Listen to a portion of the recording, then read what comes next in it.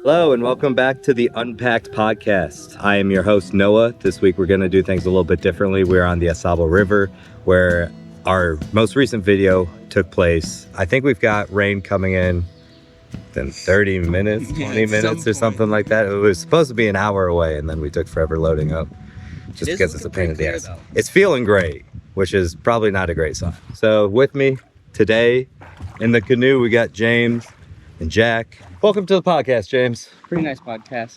Pretty nice fucking day, dude. You got a really pretty set here. Oh, thank you. We've been working really hard on it. We decided to upgrade from the turf wall. Construction crews worked overnight for 6 weeks. The hardest thing was just getting all the water. The budget for dead trees, insane. So we've been coming up to Michigan for, I don't even know. Do you guys As a know? group, 10 years. That's crazy. Maybe more than 10 years. And Jack's been coming up here his entire life. I was born in March and they brought me here in July. You were born on the way up to Michigan? Basically. His family's got property up in Michigan, so we come every year. They do a reunion. We take the time to make it up here and all. Just grab on, Noah, and join in. paddle forward. Oh yeah, paddle for me. We come here every year on the 4th. Or tried to at least. Try to, most years. So we actually came up here in September instead, which honestly was really nice. It was really Way nice. less busy. Friends trip. Mm-hmm. Pretty. I think we'll be doing more of those. It's a lot easier to film too, but that's the video that you guys will be watching that is accompanying this podcast. It was a handful of us. It was me, Jack, Bree, James, Ollie, Mel, Sydney, Chase, I think.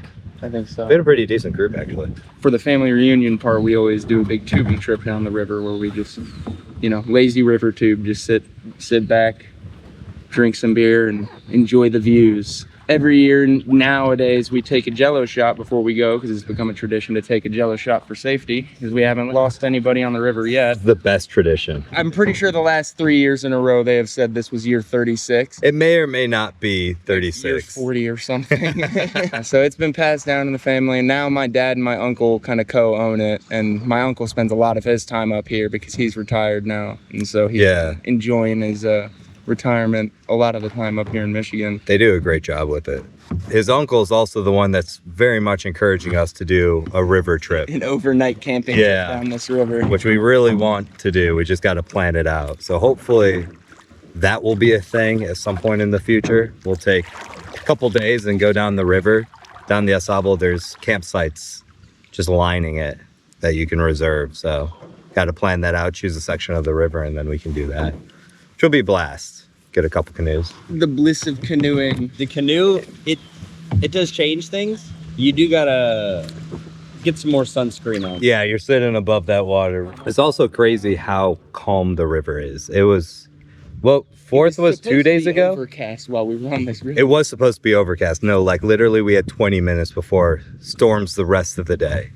So we're trying to make it out here and beat that, record a podcast, enjoy some boat time, because I mean this is the calmest the river has been since we've been out here. The 4th was a few days ago and it was packed. And there was dudes on jet skis the other day. Yeah, It was like 40 people every few feet. a jet ski in this Right? small of a river is That was crazy. It was 2 jet skis. get stuck. Drop in and takeout had to be a pain in the ass with those. Yeah. Well, you saw them caught up on the rocks. Oh, were they like caught there? I thought they just pulled off. They were like trying to put it in reverse. I heard they're like Heard them trying. hit rocks. Yeah, I did hear that. Crazy work on such a busy time. Yeah. Like I can see, like I don't like it personally. I wouldn't do it. I think jet skis are kind of annoying. Except when you're on them, they're a blast. But if you're like someone not on a jet ski, it's just like a pain for everyone. Yeah, you got to be on like an open lake. Yeah, that's what I'm saying. Jet skis are a lake activity, dude. Bay next to an ocean. A bay, yeah. Dude, the San Diego jet skis.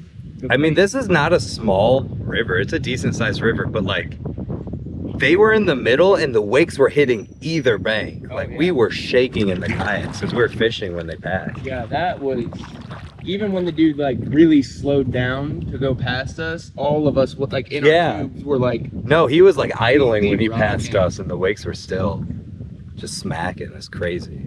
But usually it's super peaceful. Like the video that you guys will be watching, it'll probably be like this because we went on the off season a little bit later in the year. I think we went September.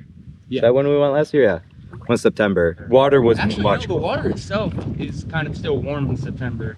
It wasn't too bad. The weather wasn't, ideal for getting wet, and then The boats definitely helped. I think you guys started that trip. You guys tried one run in the tubes, and I think all collectively decided it was terrible. Yeah. Yeah, it was just way too cold. It's just not worth it when the sun's not beating down on you like it is in July. Then we did the canoes and it absolutely changed it. Yeah. It was a good time. I love having the boats. And then you don't have to when everyone's in the inner tubes, they get caught in like eddies, and it's like such a hassle to fight everything. You get like a little bit of relaxation and then you got to fight. In the boats, the paddles you just cut through the water. You're running into something, you just change direction a little bit. And then I think I said this at the beginning of the podcast, this is going to be different from every other podcast we've done, obviously, because we're on a river.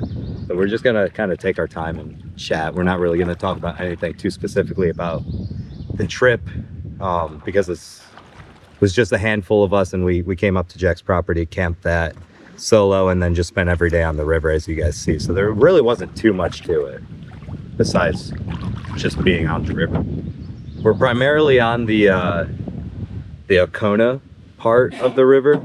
I think most of our trips are down a fraction of that segment. Alcona Dam to Loud Dam. We're between Alcona Dam and Loud Dam, yeah.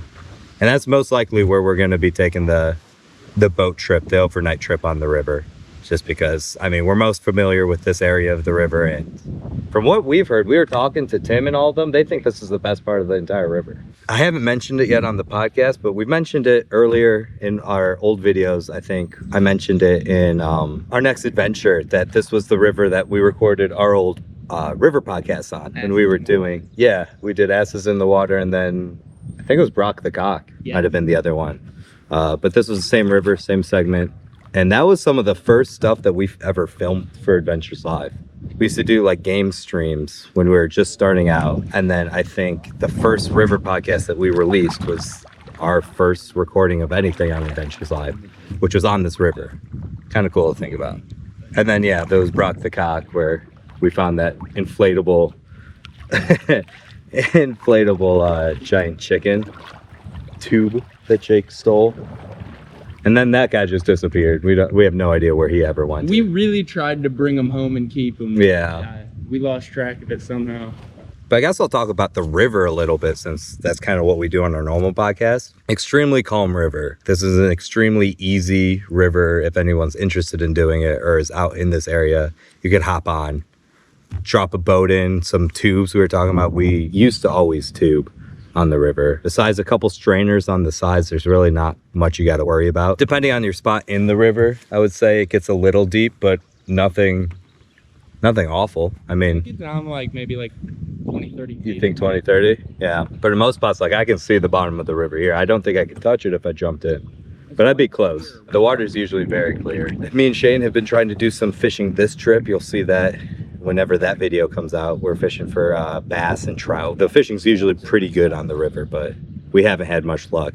He's actually at the pickup point right now, Shane is. He's should be fishing. Hey there, Noah here. Sorry to interrupt the episode, but I wanted to give you a quick reminder. You can watch the full adventure behind this podcast over on our YouTube channel, as well as the full video version of this podcast. Same full-length episodes, but with extra visuals and behind-the-scenes moments. You can find these videos and more over at youtube.com/adventureslive. And if you're thinking, hey, I would like to do a trip like this myself, we've got you covered. Over on our Patreon, we've put together exclusive adventure packets, including our full trip itineraries, detailed maps, gear lists, and real-world info that we've used to plan our own journeys. Plus, we also got a collection of free how-to documents over on Patreon as well. Perfect if you're looking to build your skills and start planning your own adventures. You can check out all of that over at patreon.com/adventureslive. If you're looking for a place to connect with fellow adventurers, come hang out with us over at the ALP Campground, our community Discord server. It's a welcoming space full of listeners just like you, swapping tips, sharing photos, asking questions, and planning their next big outing. One last thing, if you're enjoying our show and you want to help us grow, the best way to support us is completely free. Word of mouth. Help us reach more adventurers like you by sharing the show with a friend. Leave us 5-star ratings on your favorite podcast app, and like and subscribe over on YouTube. A few clicks makes a huge difference, and we really appreciate it. All right, that's enough for me. Let's jump back into the episode. As far as I've been told, the Au Sable used to be a old logging river, and it's not as noticeable on this stretch of the river, the 1 hour, because a lot of the banks don't go up very high on either side. There are a few though. I know what you're talking But about, like those drop offs. For example, Bobcat Creek, where we're going to get off this time, is one of those really high banks. And it's because it's an old logging river, so they would cut the trees all up on like the higher land, and then they'd just roll them right down those big high banks down into the river, let them all float down, and they'd collect up. I think this was before they put the dams in and stuff. Oh, okay. So that makes sense. they would just collect down river. And eventually, once, logging got kind of put under control. Wasn't as rampant. Yeah, as we started to control our forestry a little bit. And I think Huron probably started... I don't know when Huron became a national forest, but That's sure a good that thing was to probably mention. around the time. Yeah, I don't think I mentioned it. The Au Sable is in the Huron National Forest. They eventually put dams in, and they used to be very, very productive, like power dams. But that's because they were able to use them like the reservoirs as like batteries, and they would flood them and then just let them drain to provide power when they needed it. But it was kind of wreaking havoc on the ecosystem and on people's properties around those reservoirs. So eventually they kind of regulated it, and now they have to keep the heights of the reservoirs within 6 inches year round. It's like about the natural height of the river So too. now right? the dams are way more about, like, they get residual power and provide it to the local area, but for the most part it is Not as just much. flow control. Yeah.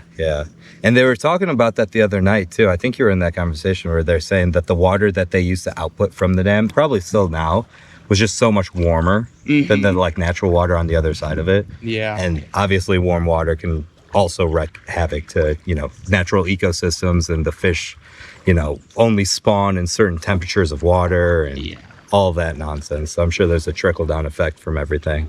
Now they stay pretty tight on monitoring the populations and everything around this river. I mean, when you come out here, it just feels so serene. It feels like it was like just preserved. Yeah. Like perfectly. And I feel like that's the other thing is there's definitely kind of a culture around here of that, like, preservation and like I'm sure. making sure it stays clean. So Yeah. that definitely. The people are coming down here to go on the river, want to enjoy being on the river. Exactly. Yeah. That's what sucks is like when we come for the 4th, you only see all these people who are just coming for the vacation, and a lot of the time they are not leave no trace. They're They're drunk on the river, drinking cans. Sometimes they fall off. And we do the best we can when we see something, scoop Always up pick it up. trash or whatever. Yeah.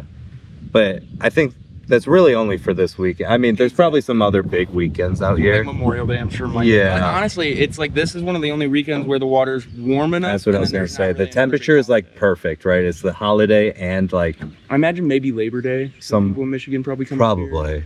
The sky's starting to look a little gray. It's getting there. Either we're going to finish this podcast or we're going to get rained out and still be on the river and then finish the podcast. I'm not sure exactly. That was some really good information about the river that I had kind of forgotten about, so that's nice to get a refresher. Jack, do you know what the Au Sable, like what language it is? It means like French. sandy river, right?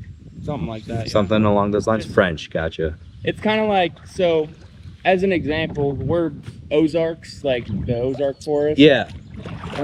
That is misnomer. I know that's not the right word, but it's a misunderstanding of French by English speakers in the area. Really? So the French who originally owned the area, because that's like part of the Louisiana Purchase, Mm-hmm. they called it the Ozark because there's kind of a small mountain range in that area. Yeah. And so that literally just was the area, and it was like the mountains. Arc is another word for mountain in kind of older French. So whenever the Englishmen heard that, they just spelled it out O-Z-A-R-K. That's funny.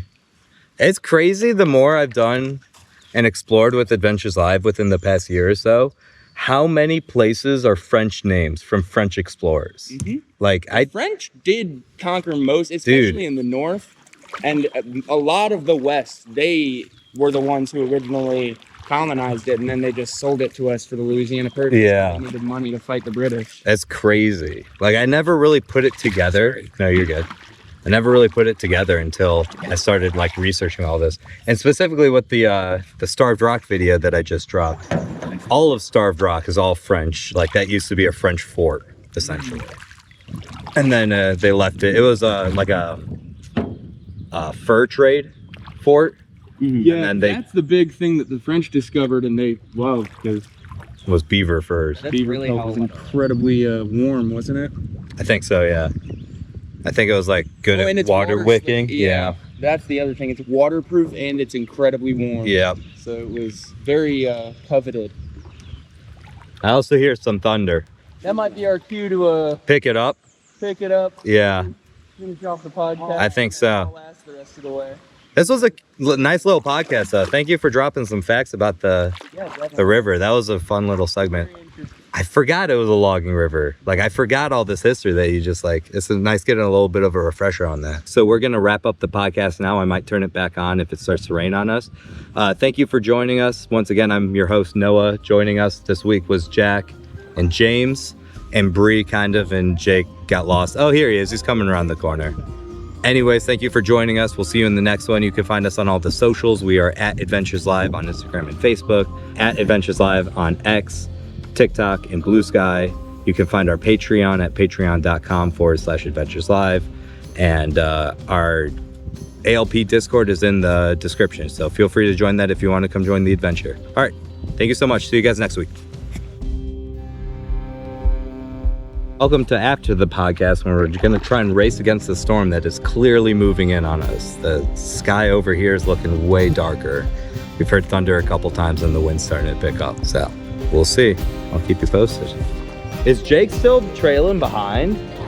This could turn bad quickly. If you know it's going to storm, probably don't ever come out on the river. That would probably be my 2 cents about it. But here we are because I needed to record a podcast.